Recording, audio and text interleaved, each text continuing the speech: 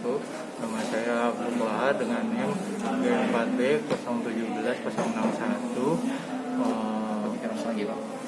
Tujuan pembuatan video ini adalah untuk melakukan PKK requirement odontektomi bidang ilmu bedah mulut. Untuk skenario-nya, jadi ada pasien usia 30 tahun,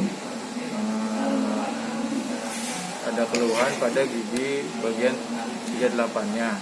Jadi untuk penanganannya yaitu setelah pasien datang, kemudian kita anamnesa, ditanyakan keluhannya, kemudian setelah ditanya keluhan dan lain sebagainya yang menunjang dari anamnesis kita, kemudian dilakukan pemeriksaan keadaan umum, mulai dari tekanan darah, denyut nadi, kemudian pernapasannya, pastikan semuanya normal. Setelah semuanya normal, dilakukan pemeriksaan intraoral. Kita bisa periksa pada gigi yang dikeluhkan, yaitu pada naskah, yaitu gigi 38, erupsi ke arah mesial. Kemudian untuk pemeriksaan vitalitas dari 3 gigi tersebut, kita bisa lihat biasanya itu vitalitas positif, kemudian perkusi, kemudian juga palpasi, serta kita cek mobilitasnya. Kemudian perlu juga dilakukan pemeriksaan penunjang, yaitu radiografi. Itu merupakan radiografi bisa periapikal maupun panoramik. Kemudian untuk setelahnya, apabila kita sudah mendapatkan inform konsen dari pasien, maka kita persiapkan alat bahannya. Untuk alatnya itu ada diagnostic set, tang mahkota, ketiga rahang bawah, kemudian ada band luxator atau levator juga bisa, kemudian ada bur tulang, bone file, kemudian pinset jaringan, needle holder, gunting, kuret, scalpel, kemudian blade nomor 15, respatorium, kemudian bisa menggunakan low speed. Kemudian ada pun bahannya itu bisa APD, kemudian siring untuk anestesi, kemudian juga PHK-in, povidone, kemudian juga ada cotton pellet, tampon, kasa steril, pengostan, tidak lupa jarum juga benangnya.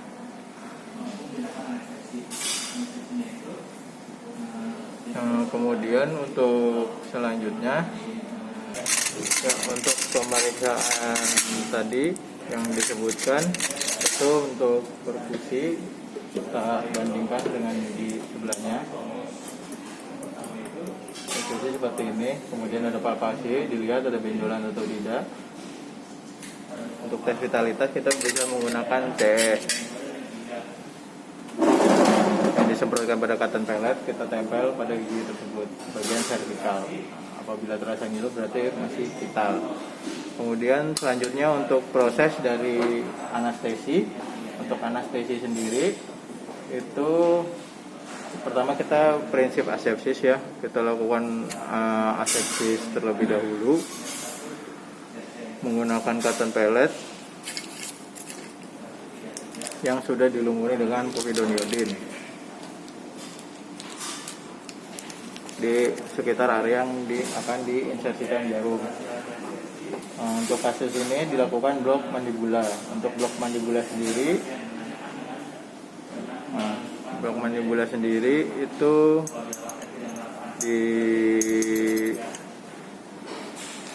diarahkan jarum itu pada area 2/3, pada area antara linea oblik eksterna dan interna. Kemudian insersikan jarum dengan bevel menghadap tulang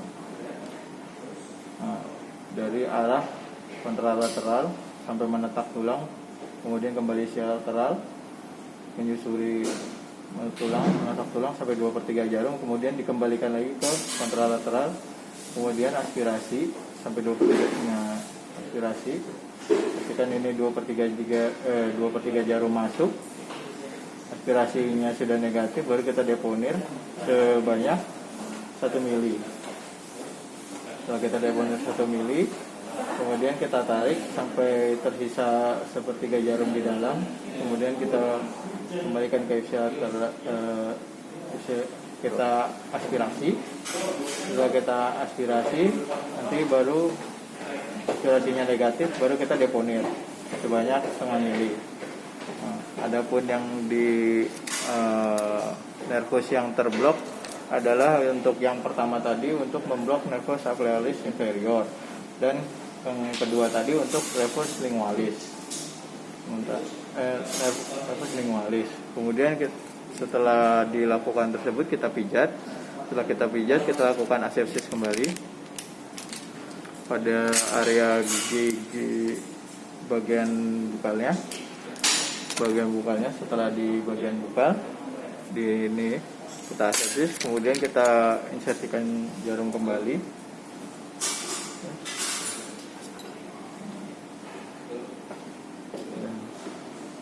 Bagian akar cabut.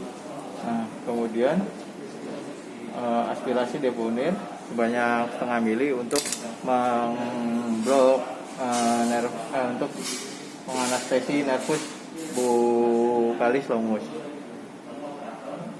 Setelah bisa dipastikan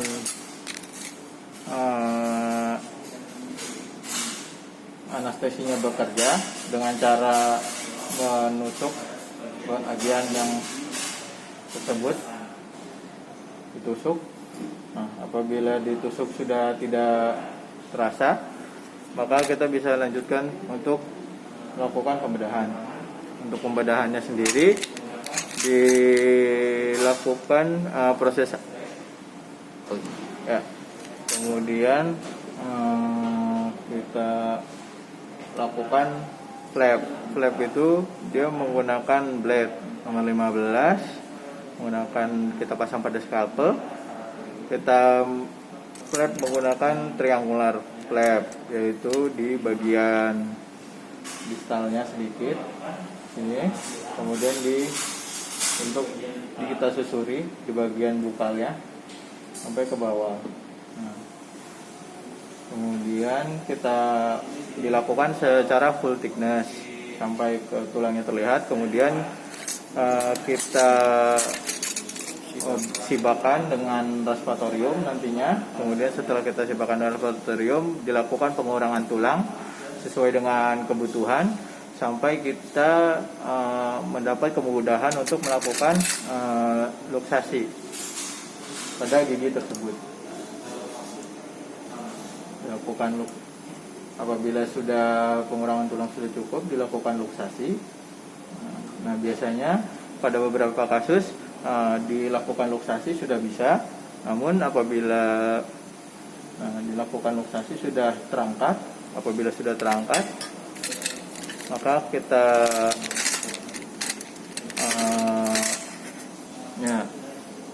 menggunakan tang, dilakukan ke arah bukal, ditahan, kemudian arah lingual, tahan, kemudian apabila sudah rasa goyah diangkat, kemudian dibuang lewat bukal. Ini sudah selesai, kira-kira seperti itu. Kemudian apabila ada tulang yang tajam, bisa dihaluskan dengan menggunakan bone file, dan apabila ada jaringan-jaringan yang tertinggal bisa dibersihkan dengan ekskavator, dengan kuret, dibersihkan dengan kuret sampai terjadi perdarahan yang segar. Nah, setelah itu kita bisa bilas dengan irigasi dengan larutan NaCl. Kita irigasi dengan NaCl sudah, kemudian kita dab sampai perdarahannya terkontrol. Setelah perdarahan terkontrol, kita bisa lakukan suturing. Untuk suturingnya sendiri itu digunakan simple interrupted. Nah, apabila ada perdarahan yang masif, kita dapat memberikan sepongotan sebelum kita lakukan suturing atau penjahitan, seperti itu. Setelah dilakukan suturing, nah, kita bisa ini memberikan pasien tampon yang sudah diberikan povidone iodin, kemudian pasien diinstruksikan untuk menggigit selama 30 menit. Kemudian untuk setelahnya kita mengedukasi dari pasien tersebut, kita edukasi bahwasanya lukanya itu perlu dirawat dan tidak boleh untuk menggunakan untuk mengunyah terlebih dahulu pada gigi tersebut. Kemudian juga jangan terlalu makan atau minum yang terlalu panas dan terlalu dingin. Kemudian tetap menyikat gigi walaupun perlahan pada gigi tetangganya, seperti itu.